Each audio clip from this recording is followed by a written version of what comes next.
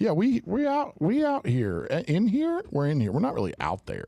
We out cheer. We're out there. We but out cheer. See how it's like out and out in cheer. here? Yeah. So it's out cheer. Yeah. You know what I mean? Yeah. Cuz. Oh, no, I don't do that. I go full cuz. Cuz. Yeah, it's got to have the cuz. Like Paul Walker and Fast and Furious 2 cuz. Okay. Just forget about it, cuz. Cuz, yeah. Gotcha. Okay. All right. I'm talking to Tyrese. Just forget about it, cuz. Yeah, I was going to I was double dipping. I was double dipping. Double dipping. I was thinking as we were kind of getting set up here, you know, and you guys have noticed that if you've watched our YouTube, and if you don't, if you just listen to us on Spotify or Apple Podcast or iHeartRadio or anywhere where you listen to podcasts. Yeah, boy. If you just listen to us, we are on YouTube. We have our video on YouTube. Every podcast is released at the same time on YouTube, or you can catch us live. So if you want to catch us live, turn your notifications on for Cam and the Rev, and then there's Jeff. And you'll get a notification when we go live, and you can interact with us on our chat. We do keep our chat up. Yeah, that'd be cool to have some interaction. It would be cool. Yeah, we're out here. Yeah, we're out. We are out here. Yes. But what I was going to say is, you guys have noticed, if you've watched us online over the past several weeks, we've kind of been like on the move a little bit. We've recorded a lot of different places. Yes. So it started down on the Gulf. Yes. Is when we started doing it somewhere different. Then when we came back, we were at Casa del Rev. Studios. Yeah. Yeah. And in my office at the house for a couple of weeks. And then last Wednesday's episode, we were here with TJ. We are currently in the Integrity BJJ office space. So that's some of the Pohada and you know, the We Defy over my head and some of the things that are around us. Keys of the city. Yeah, Keys of the City. Got a Purple Heart. Yeah. No, I'm just kidding. That's no Purple value. Heart. Yeah. No. Yeah. So yeah, we recorded down here because. Do we want to tell him why? Jeff kicked us out of his studio. Jeff kicked us out of the studio. That's really why he hasn't been here. He hasn't been here. Is because he locked us. He went and got a padlock and put it on the studio. And he has locked us out of the studio. Yeah. So we're right now in a custody battle for the studio, to be clear. That's the only custody battle we're going to be talking about. Yes, is with the studio between us and Jeff. And and so he's taken the good chair. Yeah. And the leftover bag of beef sticks. And all the corks. The rest of the bourbon, because I haven't been drinking bourbon. I'm sure there's no bourbon left. Think it was because I stopped drinking? Maybe. He just I'm going to drink again. He just couldn't handle it?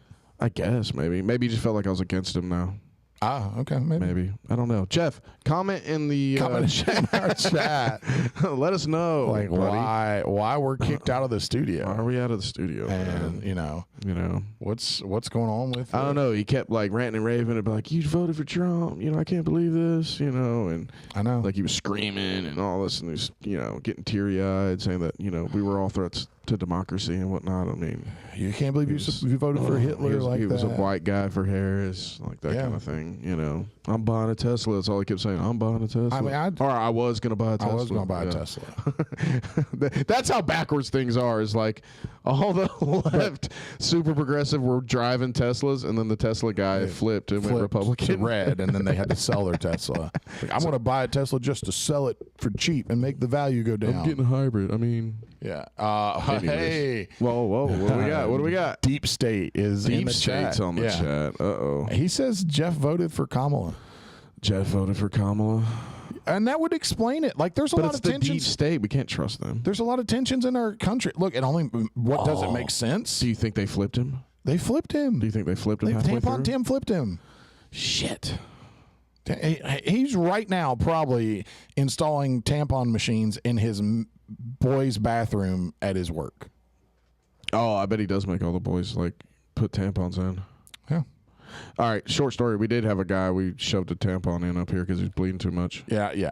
But one of the girls did it. One of the girls did it, so it was okay. Doesn't matter where it came from. Yeah, he was bleeding a lot, and they just stunk. Hey, fun fact. It worked. It only took half of one. It did only take half of one. So, ladies, if y'all haven't used a full one, these dudes out here only need like a half a tampon. What you doing with your lives? If you don't have kids. If you don't have kids, well, that's for you. Thank you if for you that, do have kids, I'm sorry. For that deep state. I appreciate you giving us that insight. And if you have any verifiable proof, we will post it. Yeah. Like if you have proof that he voted for Kamala. We're practically homeless, so if y'all have like any suggestions on, if there's anybody out there that has a studio, like a studio we can use, you know what I'm saying? We could use something we could cross promote. Would absolutely look. We will give free advertising a little bit for some studios. We lost 3 sponsors because of this deal, right now. So I mean, just so y'all cousin know. Mike hasn't been in touch with us since. He sends me fishing stuff. Okay. But I think the PKS. That and then like Nike was on the tables. Well, now Nike's off, and then we had a couple bourbon companies, and then that whole deal we had with coming out with the CRJ bourbon. I guess that's off the table now because Jeff was spearheading Jeff's backdooring it. Yeah, I mean, no lube, no ditty, no nothing. In some cases, would you want a little ditty? Like, oh, that's dry. You need to ditty that up. I mean, if it's gonna happen. It's gonna be okay. I mean, yeah, you don't. I don't know that lube is ever duty. a bad thing. Is lube ever a bad thing? It is, weirdly enough, when you're grappling. Yeah, like Bronson. Shout out to Buddha. Shout out to Michelle that keeps freaking mixing my cleaner too damn strong. Here we go. Yeah, Duntons. Y'all owe me at least $50,000. 50 grand. I'm taxing y'all 50 G's. The mats. Yeah, has it possibly ruined the mats that they would have to buy? I think so, definitely. Replacement mats. So. Like there's a that so happen would equal everything that we need for the new space next door. About 50 grand. 50 grand. It's at least 38 grand in mats. Yeah, for sure. Yeah. No bullshit. Just not even 3,000 square feet of mat. I think is with wall mats is like pushing 20 grand. No bullshit. Yeah, and they're back ordered till January. Yeah, Deepstate says best lube is spit. You fucking psycho. He's a psycho. He just hawked on your shit. He's a psycho. It's all right if a girl does it to you. Like, he's a psycho. They got different kind of like. All right, so like women do have a different kind of saliva that's a little more like lube. Like when you do it, it's just snot. Huh. You know what I'm saying? It's just nasty. Okay. I wonder. Deep State. Are you like hawking a loogie on that thing, or are you just kind of like? No, he's not going full Beavis and Butthead. Like, how much lube you trying episode, to get? No. You don't remember that Beavis and Butthead, the loogie episode? God, how young are you? I watched Beavis and Butthead, but I mean, I don't remember 30 years ago right off the bat. There's the episode where Beavis and Butthead, and I think it was an exchange student that came over, and they were hawking loogies off the upper deck. They were doing an upper decky down onto people in the mall and sucking it back up. That's how they knew. And then it was this little this little Asian kid did like this sumo, and it was, and then if you could do that for lube, I mean that'd be pretty efficient because you could kind of just like get it where you need it. You all right? Oh my God, you got the good chair, buddy. I know, but the ratio from chair to table to mic is just what is he doing? Deep State? Yeah. Oh, what'd he tell us? Yeah. I'm getting back feedback. Is he sending like pictures? No, aggressively spit or she'll quit. That's what he said. Aggressively spit. All right, that doesn't answer my question, Deep State. No. Another non-answer. Yeah. Another non-answer. You either so you just spitting a lot of regular spit, or are you having a hawk fucking Tua? It's very Deep State of him. Yeah, it was very Deep State. Is that your car getting broken into? No. If it is, take it. I'm not going out there. Take it. Carrollton Lodge. Be better criminals. Yeah, take it. Take it. I won't even call it. I'll give you an hour head start. Take it. I won't even call the cops. Get out of the city. Yeah, and if you're going to wreck it, totally wreck it. Or submerge it into a pond somewhere. That'd be a good move. Yeah. You know you're done there. You're done. No way you're coming back from that. Yeah. Take it. Yeah. I would almost leave the keys in it. No, did he? No, I wouldn't. I wouldn't, because I'm actually close to. I've had it for 3 years, so I'm on the downhill slide of things. Oh yeah, you're probably on the good. Yeah, I'm definitely on the good. Yeah, because it was low back compared to now. Yeah, that's pretty dope. No, I'm down on the downhill side of it. I've briefly thought a couple times of trading in, but I don't want to go start the process back over. So I think I'm just going to keep it for. I think I've got 2 more years on it. Yeah, keep it. Yeah. I mean, it's a good car. You've kept it for as much as you drive it. Mm-hmm. You've kept the miles down on it. Yeah. You know, work paying and flying. And flying rentals and whatnot. Out a lot. Yeah, it's just a lot of times I'll just go to Atlanta and then it'll sit there in the garage for a week. I keep debating on selling my Suburban. Yeah. I just sell stuff. I'm trying not to, actually. Yeah. But I used to I did that a lot. Yeah. And that's the selling your crap is the catch-22 of people trying to come up. Yeah. Because you think it's so getting you out of a pinch. Yeah. And you're like, man, Well, for me, it's like, so I have. I could make something on it. Right. Yeah. You're a hustler, so I could flip it and do pretty good. Flip it. Yeah, I'll do all right. So, and it's the catch-22. And then you do well, and you're like, maybe I should just flip it again. Mm-hmm. Maybe I should sell cars.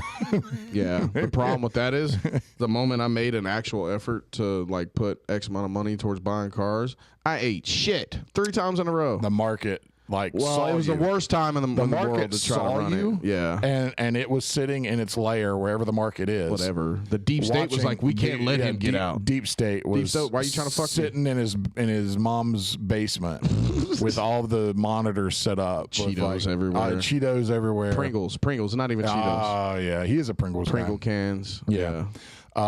And he's like, Kyle's really being serious about buying and flipping cars. Let's tank the car market. Yeah, he may actually come up and take over the world. No, we can't have that. Gotta stop that. Yeah, can't have that's that. What happens. Yeah, just put a little glitch in the system on him. Yeah, yeah. Complete. Any other time, I've done great on flipping. When cars. you just like casually random, do it spontaneously. I had and then when I went and I didn't lose, but I damn sure didn't gain. Yeah, a bunch of wasted time. Yeah, I remember the one you were really working. You had to work hard at it to get it to. There was a couple. Yeah, it was like 2 back to back that I personally remember. Yeah, that you had to work really hard. It was like, hey, what are you doing? I'm in Alabama. I'm trying to sell this thing. I'm trying to get rid of this. Whoa, thing. bro.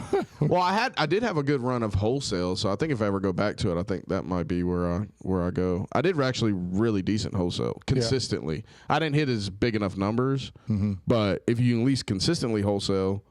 It's just volume at that point. Mm-hmm. You don't try to make $2-3 grand on a thing. You make 500 or 600, maybe a G, and then you try to do, you try to scale it. You try to do 25 of them, or there's the big ones like they only make $400 or $500 off each car, but they do like 200 of them. Do a bunch of cars, 25 days or some shit. Yeah, Yeah.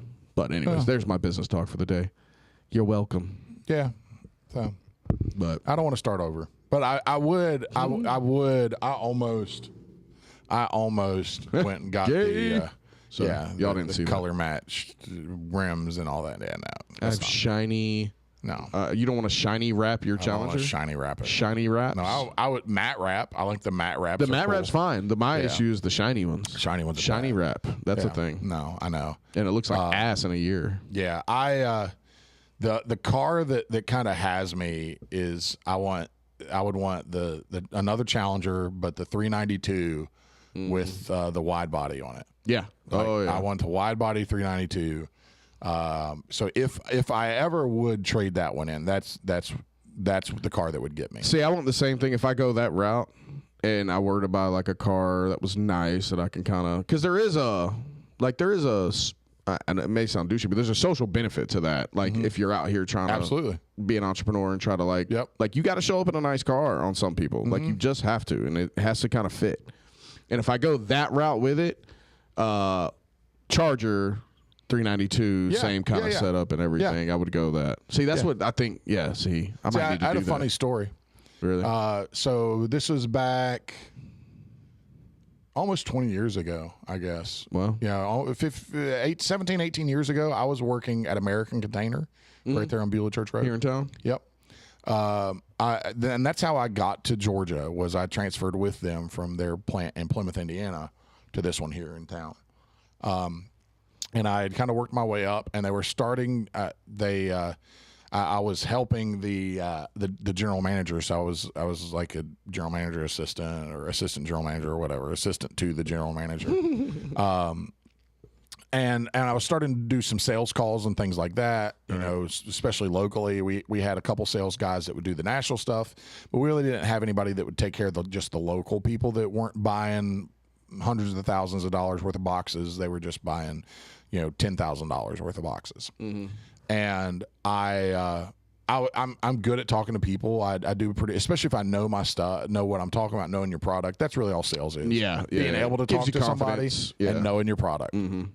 And so, and especially for these, most of these were people that were already customers. So I just got to go check on them, you know, get an order here and there, talk to them about money every now and then if they're behind, but you know, nothing crazy. But I was at the time driving everyone in my family, my mom and dad and Carrie and the boys, they called it the monster car. So I had, and I've done this twice. It's always worked out really well for me. Got fed up with car payments and sold my car that I drove. We keep a nice car for the family. Yep, same. But I would sell the car that I drove. Yep. Drive a piece of crap. Yep. For a year or two. Yep. Save up all that money that I was putting on the car payment, and then use it to, you know, go buy something nicer. And even if I did have a payment, it would be way less, right? So, and that's always worked out really well for us. And at the time, I was in the middle of, I was about 6 months, about a year into one of those strings. And I'd sold, I don't even remember what I had before, but I'd bought this little 2-door, like 1993 Honda Civic that the guy that owned it before me is a little 5-speed. Did it go to Race Wars with a spoon engine? No, no, a little 5-speed, and it had those big can exhausts on it. Yeah, where they had to cut the bumper out, and it would whoop, bop, bop, bop, bop. It was really super obnoxiously loud. Bumblebee racer. Yes, it was like super loud.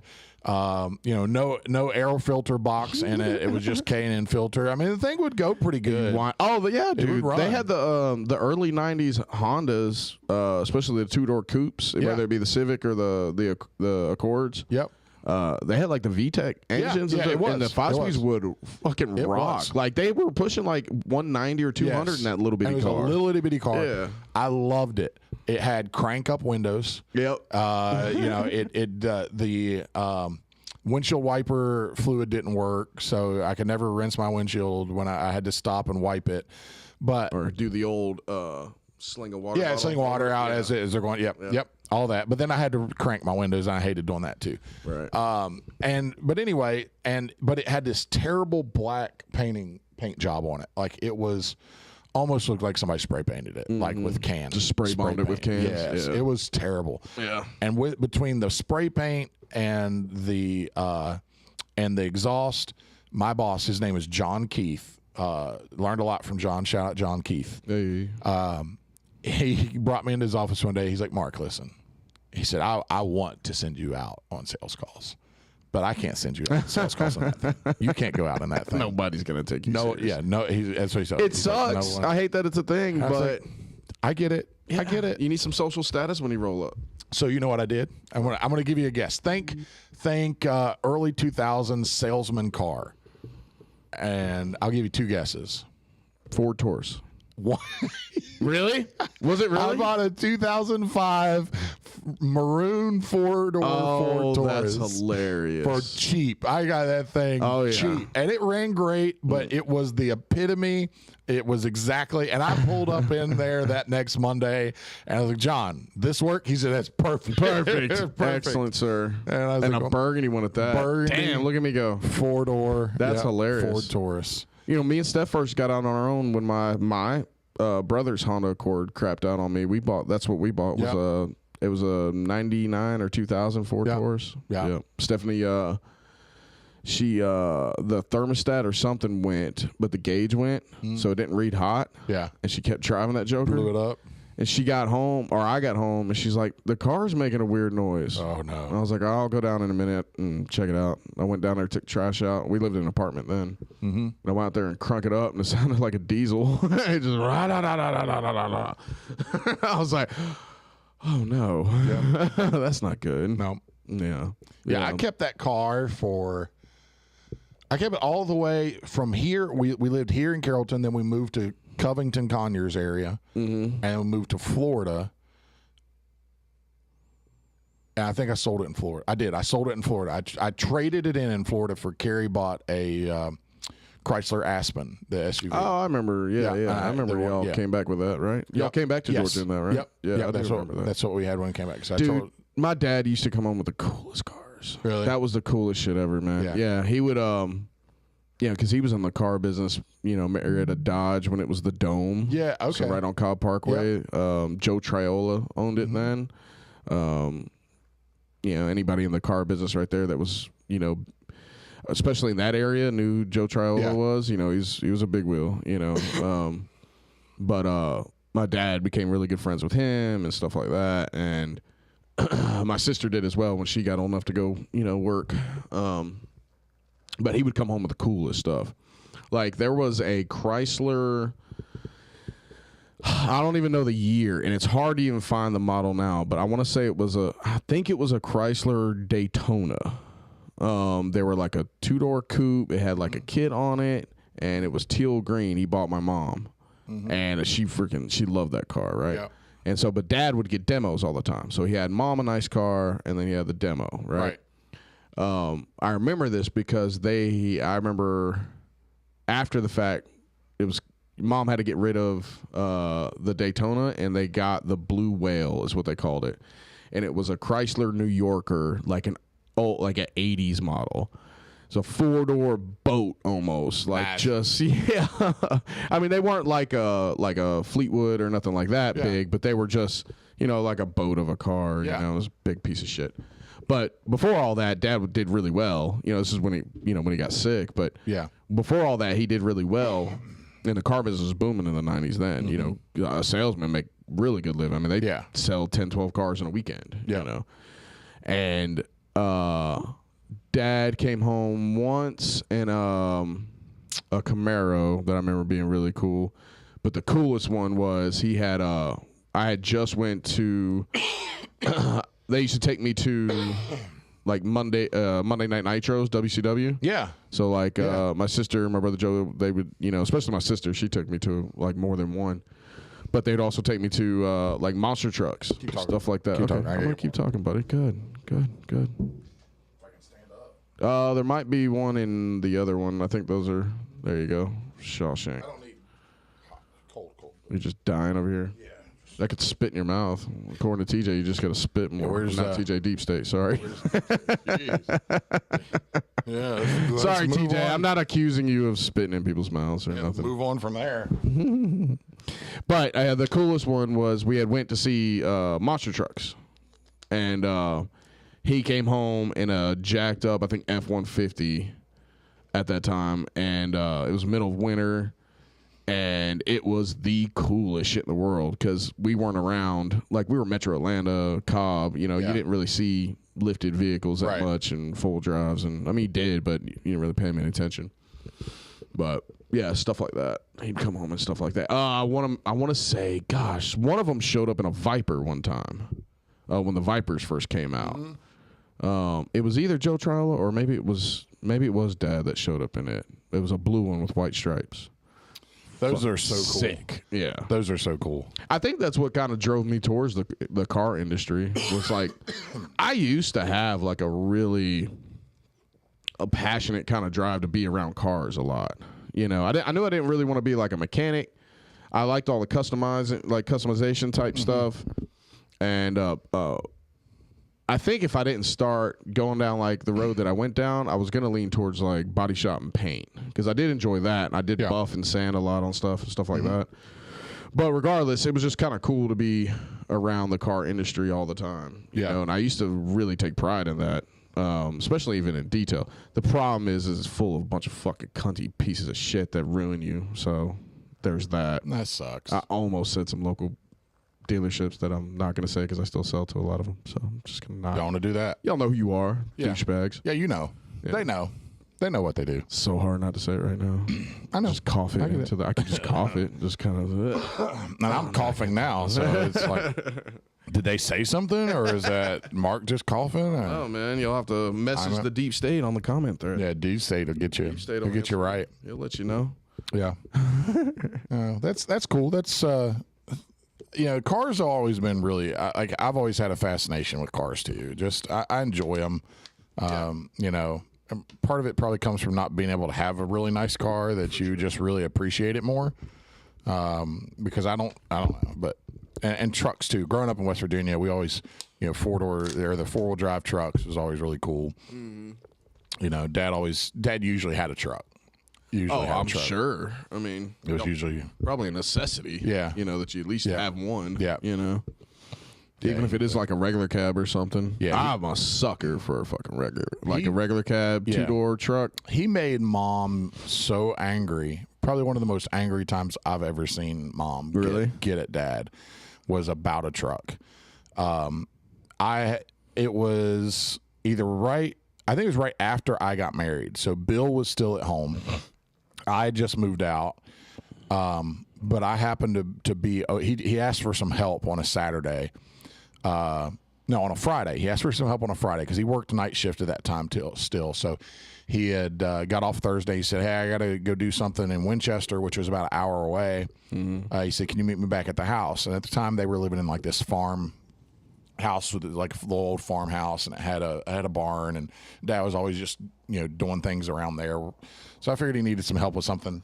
She's like, hey, I need some help at the house. Can you be there at like 1 o'clock? It's like, yeah, I'll be there. So I had rolled out, and Mom, I got there, pulled in. Dad wasn't there yet. I was like, Mom, she was home. I said, hey, where's Dad? He said he needed help. You know what he's doing? She's like, I don't have any idea what he's doing. And I was like, all right. So I was chilling, and about, 10 minutes later or so, I hear somebody beeping out front, like a horn beeping. And they lived next to a highway, but it was like they had a little like circle drive that pulled right up their front door, and it was like right at the front door. So I opened up the front door, and there's Dad in a 2-door black F-150, 4-wheel drive, had a like 3-inch from the factory lift kit. He already had tires and rims on it that he picked out, had it brand new, went and bought it without saying anything to Mom. Mom was so mad. She was Ask for forgiveness. Yeah, absolutely. That's what he said. She was so mad. But he loved that truck. It was a 5-speed too. Mm-hmm. He got the 5. It was a 5. Dad loved 5-speed. Really? Yeah, man's vehicle. He was very pro 5-speed. Like Bill and I learned we learned how to drive a 5-speed when we were really young. Mm-hmm. It was just something you did. Yeah, you got to know how to drive. I think there's a lot to that. I don't think there's enough of that. Yeah, to be honest. So I tried with my boys and was successful with Jordan. Didn't ever try it with Uriah because it's a little touch and go anyway. Yeah. Tried it with Sam. Was Sam's Golf not? Was it an automatic? No, it was automatic. Oh, okay. But I tried it with Sam, and he about killed me. Really? Like legit, about killed me. It was when I had that Focus. Yeah. The blue Focus. The little Focus. 5-speed. Yeah, I remember it. And I was like, okay, come on. And he had been driving for a while. I mean, he was, 19 years old, 18, 19 years old. I said, all right, come on. Let's, they're always all the boys, show me how to drive 5s, teach me how to drive a 5s. I said, come on, let's go. So we went out, we pulled out, and we went around the block, like, circling, like you're going back towards town, right? And there's that Bowden Road right there that runs from 16 out to Bowden. Burwell Road, yeah. So we made a left onto Burwell Road just to make a circle around the block, like you're going back towards the Dollar General there at in Mount Zion. Right. So right there where Burwell Road comes out onto 16, we're sitting there at that stop sign, and I'm like looking both ways, like, okay, Sam, and he came to a complete stop, and he struggled. Like it was a struggle bus. But we got there, and what helped a little bit is it's downhill from my house. Right. So it helped him kind of, even when he let off the clutch, he was still getting some drift momentum, right? Right. But right there, it's none. It's either flat or may even be just a barely little bit uphill. So we go to pull out, and I'm looking, and he's like, he again knows how to drive. So looks, we're good, and he goes to pull out, and he's like, and kills it right in the middle of 16. And right there's that bad turn. It's right in the turn. Nobody sees you. Yeah. And I was like, Sam, get us out of here. Oh my God, Doug, go. And then he panicked. Oh no. And then he couldn't start it because he was just trying to put his foot on the brake and was trying to start it. And it's in gear and it's lurching. Oh no. And so I jerked it out of gear and he started it. I said, go. And he slammed it and we went. So I had him pull into the Dollar General, right? It's right there. And it's one of those dad son moments right there, boy. It was one of the. I legit thought I was going to die. I'm the whole time looking like both ways, like what is that? Go! Jerked it out of gear for him. Oh no! Yeah, just complete panic. That's like one of those helping your dad work on a car things. Yeah. Oh yeah, they never end well. It was one of those that started really well, and by the end of it, it was really bad. Yeah. Hell, I learned on dealers' cars. Really? Yeah. If you wanted to go pick up another car to get another $75 for this cleanup, they're like, get it over there. It was a 2-door Chevy Blazer. Yeah. Yeah. Yep. I had one at Pioneer. And it was like an old like C10 Blazer, right? The other one I was talking about was like the 90s S10 looking Blazer. Yeah. The other one was like a big, heavy son of a bitch.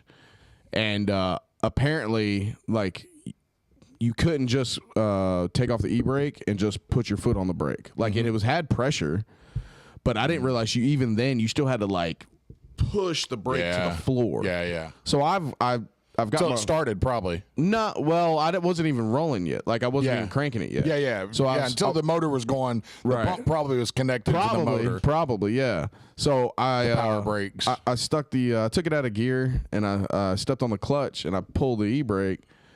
And I'm talking to my manager as we're doing. He's got the door open, and I'm like talking to him, like yeah, and I like pulling because I'm getting ready to crank it up and everything.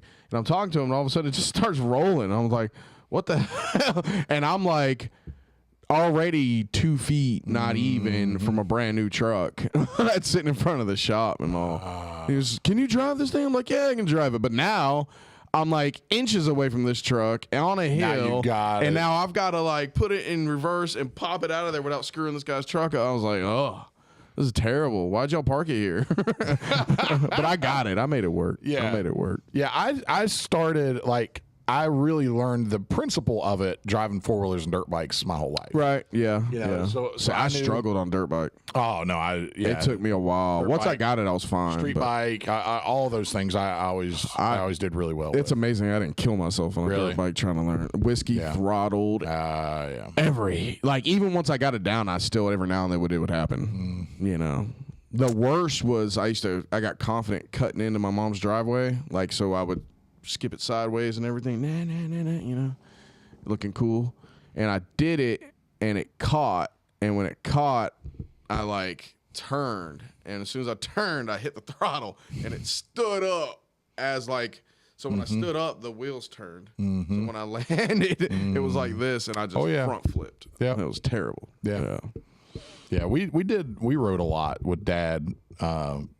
Bill and I, we rode dirt bikes and 4-wheelers a lot growing up. And even as we got older, we just kind of continued doing it. So we would get bigger and bigger and bigger all the way through high school. We would always have dirt bikes and 4-wheelers, and Dad rode really well. Dad always rode a dirt bike he and I always rode dirt bikes. Bill was a 4-wheeler guy. Bill wasn't coordinated enough to ride a dirt bike. Yeah, I like 4-wheelers pretty good. Yeah, he needed. I like 4-wheelers. You and Bill, you guys would have been. Right, I rode a couple years on that dirt bike. Yeah, but I wrecked it a lot. And then the moment I've got a buddy of mine got a new 4-wheeler, and he had one that we were always working on. Yeah. And so I would just ride over there and then jump on the 4-wheeler and go. And once I had a couple days of that, I was like, this is way better. You have 4 wheels. Yeah. Like, this makes way more sense than your stupid little 2-wheel motorcycle bull. Yeah, see, Bill would see Dad and I riding, and we rode really hard. And when we were like juniors and seniors in high school, I was a senior, he was a junior. I had a KTM 300, which was a 2-stroke. That's a big 2-stroke. Dad had a DR 350 Suzuki that he had put an exhaust on. Mine was a Suzuki. It was a cool, really good bike. Yeah. And then Bill had a Polaris 4-wheeler. Okay. And at the time, I was pretty close to, and I think I've told this story before, pretty close to the KTM guys at the KTM dealership. They were all young guys. We all liked to ride, and we would ride together a lot. So it's called a Husaberg. I do remember this. Remember this story? It's like a German, Russian, Austrian. It was Husqvarna. Something white. So Husqvarna is, some people say Husqvarna. Husqvarna. They were, I think it's maybe Swedish or Austrian. They make dirt bikes, and it was some of their like head engineers left and started their own company, and it was Husaberg, and it was only race dirt bikes. It's like what Sky was to Glock, or is. Yes. So they made only race dirt bikes, and they had got one in. It was a 501cc racing 4-stroke, and it was left side kick. So you had to kick it with your left. It was kickstart only, so you had to kick it with your left leg instead of your right leg. Did you have to shift gears with your right? Yes. Oh, yes, that's super weird. All that was reversed on the bottom. The top wasn't, but the bottom was. Oh, that'd be so weird. Really weird, right? Definitely not a beginner's. Gonna hit the brake and just down gear for no reason. Yeah, not a beginner's bike at all. It was a demo from one of their race teams, and they had gotten it. And they gave Bill a really good deal on his trade-in of his Polaris Sportsman 500, racked out, just 4-wheel drive, hunting 4-wheel. Right, made for gripping through everything. And Bill was so tired of watching Dad and I wheelie and roosting and doing all the things that we did.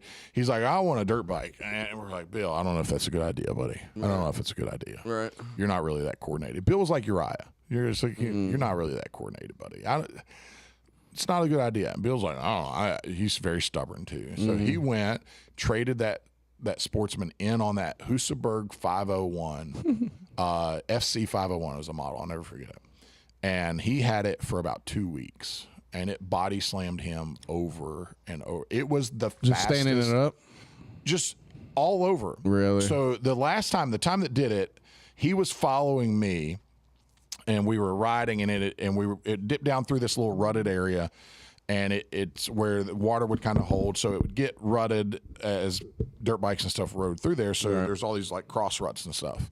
When it dried out, so on a dirt bike, if you're riding, you're on the throttle and your weight's right, your front wheel really doesn't touch a lot. It kind of can skip around. You can dig and it can skip around, and that front wheel just kind of bounces. And especially if you're riding in sand or in a lot of area with a lot of ruts, you want to stay more on the rear wheel. So you want to stay on the throttle. You want to keep that front end light. You want to keep your weight back a little bit. Bill obviously didn't know any of this, right? All he knew is throttle, make this thing go fast. That's all he knew. So he was trying to keep up with me, and he was probably 50 yards behind me. And in this little area, there was a bunch of overgrowth. So you down this around a corner, down a big straight, and then there's all this brush, and you go down in it, and you really can't see it if you're just like watching. And it's hard to see down in there, and it does a little like shimmy through, and then you come out the other side. So I could just wide open go through there most of the time and not have any issues at all. Well, I had wrecked in the middle of this brush. So I laid it over, and I hear Bill on this big 501 4-stroke racing, just plowing through. And I look up and like just see him, and I'm just laying there in the middle. No. So Bill rolls off the throttle. When he does, that thing had really a lot of compression. So when you let off the throttle all the way, if you just kept it cracked just a little bit, you would still have control. If you let off a lot, the compression on it would almost nosedive. Stop. Yeah. Yes. Yeah. So like hitting your front brakes real hard. Almost like you're hitting the front brakes really hard. So he's coming right into this rutted area, and he lets off the gas, just shuts it off, and the front end drops completely and just hits that first rut and launches him over those like he's flying. Oh my god! Lands. I thought I was going to dive first because I thought Bill was going to run me over. Then I thought Bill was going to land on me, and I was going to die that way. Both are going to die. It was just so bad. And he took it, loaded it up, never rode it again, and within a week took it back and traded it in for his Sportsman 500. Those guys were like, yeah, come on, we got you. They took care of him. So yeah, that's. Dude, they can be dangerous. They can be super dangerous. We used to see out here, Mount Zion and Burwell and all that. It's all Carroll County. So far west Georgia is where we're at.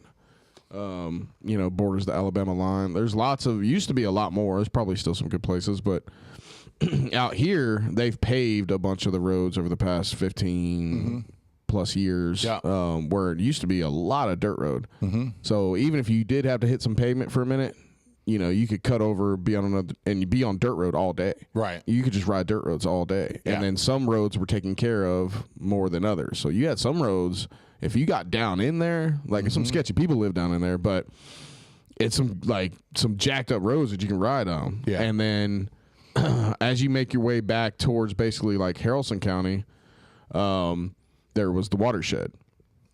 And so like four-wheelers, trucks, they didn't have razors back then. People they lifted trucks and tore them up and then fixed them again. It was way cheaper. It was probably way better. Way cheaper. They had radios too. Yeah. And didn't cost them $20,000 every 2 months. I mean, some of them did, but whatever.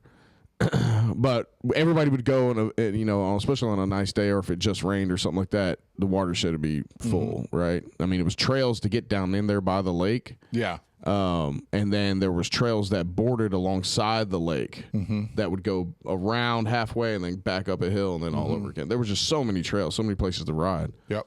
And when I moved out here, my sister and her ex-husband and my brother and everybody, they all got together and got me a dirt bike because they knew, they were like, you're not going to, you don't really have neighbors, so to speak. I mean, people are miles down the road, And I was used to being in a neighborhood. And sure enough, as soon as I got it and at least could kind of ride around when people saw me riding, like I had people roll up and, 2 or 3 dirt bikes and a four-wheeler and we'd ride, But I seen some people either bury some shit. I mean, that was probably the coolest thing. There used to be guys, they still have them now. I think there's some guys out of Collins outfit or something that they keep like a 4-wheel drive Jeep and some other stuff. Just to come pull guys out? And call and they'll go pull you out. Yeah. And I remember way back when there used to be guys that would, they would, they'd be on standby and just charge you to pull and, stuff like that. But I've seen some people get fucked up on 4-wheelers and dirt bikes, dude. I've seen, I've taken some licks on it. That one I was talking about was pretty bad. I had one where I skipped sideways down a hill because once I got comfortable with it, where I just knew what I was doing, like I took plenty of chances, and I was coordinated with it. I wrecked a lot, but it was a Suzuki 120 because I was like 13, but I think it was maybe it was a 4-stroke, but it had 2 power bands in it, and both of them were brand new, and it was just I couldn't find that sweet spot for the longest without dumping it. Yeah. I mean, as soon as I would get going and start, it would just, and then it would dump. But I had one at the watershed where on the back side of it, there was a hill and there's a bunch of pine trees. And so there was a bunch of pine and then there's some other trees and some leaves right at the hill. And so I was trying to skip alongside to get back on trail, and I just started sliding straight down the slope. And I was trying to gun it, and then I hit a tree. And when I hit the tree sideways, my head smacked the tree. That was one of the hardest ones. It put a chip in my helmet. That's how hard it hit. And then What was the other one that was bad? Similar. I had one that nosedived. I was following a buddy of mine, Chris Stapler. Shout out. Still in Mount Zion. Yeah. He was really good. He's a smaller guy, but that's probably keeping up with him was probably what made me better on a bike, right?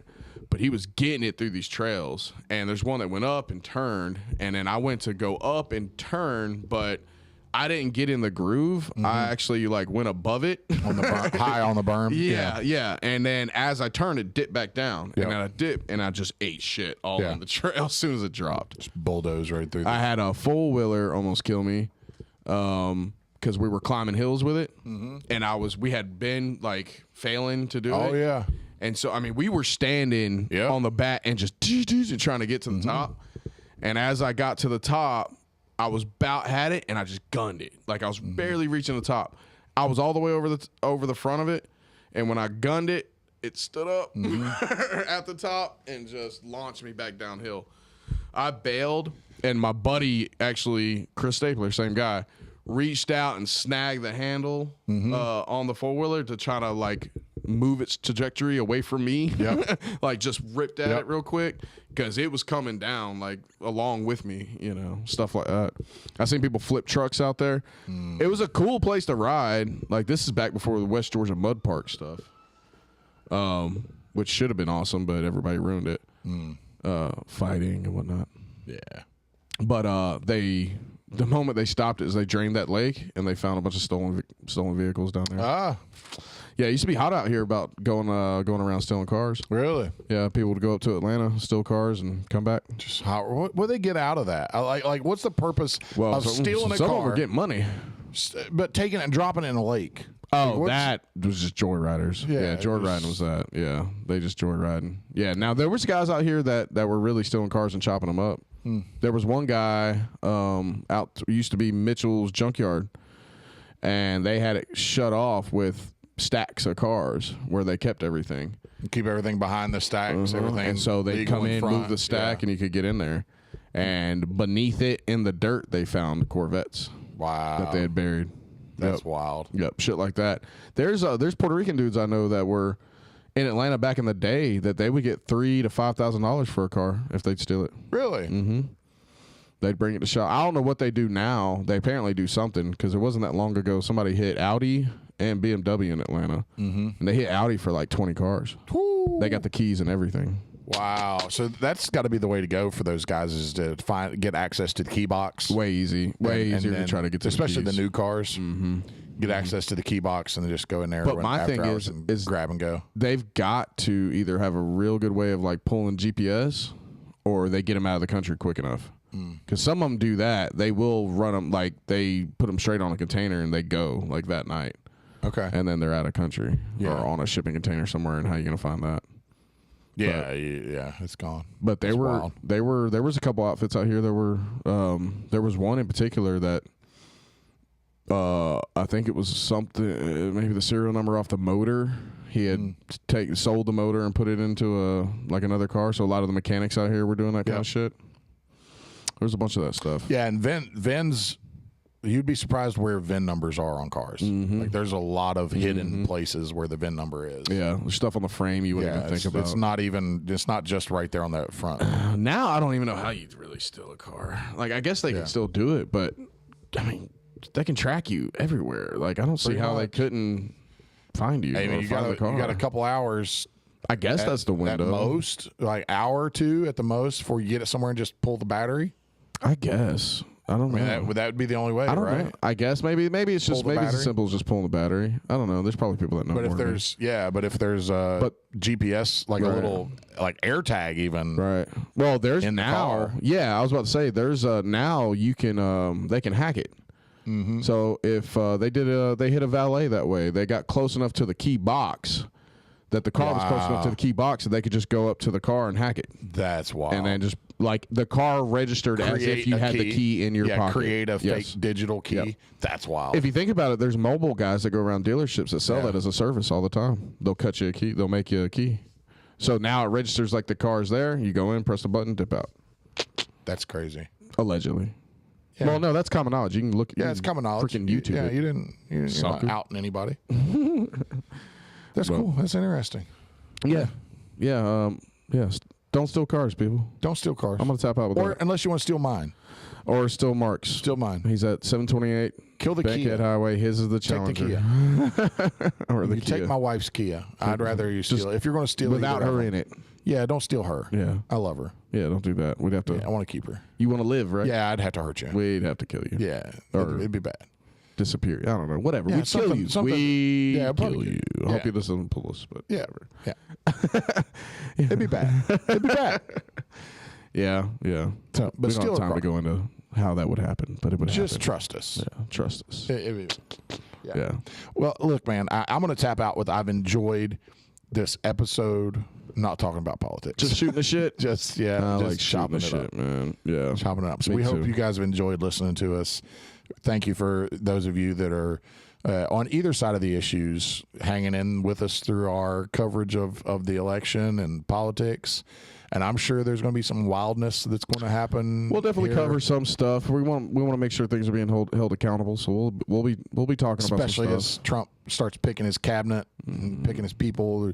Oh, he's already coming out hard, bro. I know he is, but there's some weirdness happening. And my Alex Jones news is saying there's some people trying to push him to put certain ones in place. Don't say Pompeo. Don't say Pompeo. I'm not going to say it, but that's who No. that they're trying to force him, and he's Alex Jones is like blowing the trumpet. Everybody is. Yeah. Everybody is. We'll And see. then I did see Candace Owens offered as much money as she could. She said, I will get a second job to pay him, whatever it needs to be, however many millions of dollars. Please make Alex Jones your press secretary. She said, Yes. said, please. Oh, that would She be said, great. I will get a second job. I will pay any amount of money. Joe Whatever, Rogan's right. This season of America is going to be awesome. Whatever it would take. If Alex Jones would be the press secretary, that would be so. Look, do you want views? Like they would, 'Cause I'll watch people's heads. I would watch every press conference every day, every daily press conference. I would schedule my lunch around whenever that I is. would actually, I wouldn't catch the highlights. I would actually I watch would them. stop and watch it. Where a siesta, whatever I needed to do, I would stop and watch Alex Jones with the press corps. It would be amazing. And her take was that he's qualified, that he's ran shows for years. He can, For sure. He'd be more than fine, more than qualified to do it. It'll be fine. She's like, listen, people have said my name. She said, I would gladly defer to Alex Jones. And she said, I'll do anything I can do. Anything I do. Any amount of money, anything at all to have Alex Jones as a press secretary. Jeff Glover posted something that I forget what it was, maybe somebody in Vegas. I should have better information, but they're offering $1 million if Kamala Harris will strip. If she'll dance topless, I think is how they put it. Yeah. Well, bro, apparently her campaign needs money. Like they were $20 million in debt. I when bet they she's left. hot. I bet she's hot. Back in the day, she's in her 60s. Ugh. She's like 60 something. She's aged well. I didn't ever, well, on camera. So, yeah. Yeah. They got to fix it up. And with that, ladies and gentlemen, we're out. We love you guys. We'll see y'all.